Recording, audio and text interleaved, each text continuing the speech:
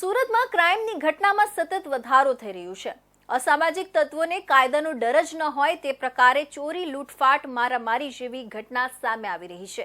ત્યારે કાપોદ્રા વિસ્તારમાં રચના નજીક આવેલા વડવાળા સર્કલ પાસે થયેલા હત્યાની ઘટનાનો ભેદ સુરતની કાપોદ્રા પોલીસે ઉકેલ્યો છે।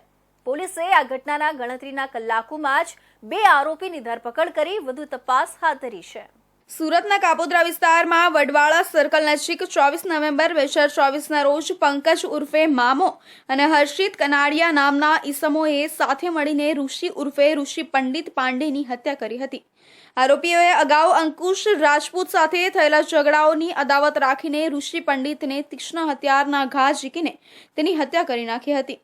આ ઘટનાને લઈને કાપોદ્રા પોલીસ દ્વારા હત્યાનો ગુનો દાખલ કરવામાં આવ્યો હતો। પોલીસ દ્વારા અલગ અલગ ટીમો બનાવીને આરોપીઓને પકડવાના ચક્રો ગતિમાન કરવામાં આવ્યા હતા। આરોપીઓને પકડવા માટે પોલીસે પોતાના બાતમીદારોનું નેટવર્ક પણ એક્ટિવ કર્યું હતું। બીજી તરફ ટેકનિકલ વર્કઆઉટ પણ હાથ ધર્યું હતું। ત્યારે પોલીસે આ ઘટનાના ગણતરીના કલાકોમાં જ ઋષિ પંડિતની હત્યા કરનાર પંકજ ઉર્ફે મામો અને હર્ષિત ઉર્ફે ટકો કનાડિયાની ધરપકડ કરી છે।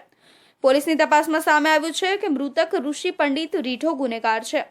અગાઉ તેની સામે સુરતના અલગ અલગ પોલીસ સ્ટેશનમાં શરીર સંબંધિત તેમજ અન્ય કુલ 17 જેટલા ગુનાઓ નોંધાઈ ચૂક્યા છે।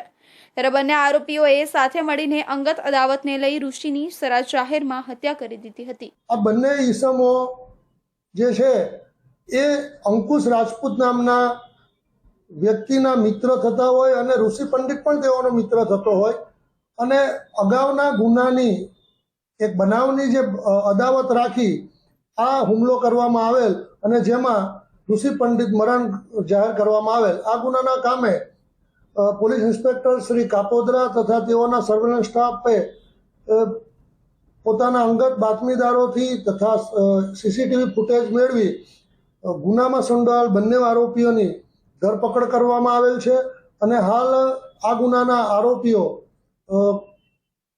કોર્ટ કસ્ટડીમાં છે। પોલીસે આરોપીની પૂછપરછ કરતા સામે આવ્યું છે કે પંકજ સુરતના કાપોદ્રા પોલીસ સ્ટેશન હદ વિસ્તારના મુરઘા કેન્દ્રના નગરનો રહેવાસી છે। સુરતમાં ડ્રાઇવિંગનું કામ કરે છે તો બીજી તરફ હર્ષિત ઉર્ફે ટકો કનાડિયા કાપોદ્રા પોલીસ સ્ટેશનમાં આવેલા રચના સોસાયટીનો રહેવાસી છે અને રત્ન કલાકાર છે।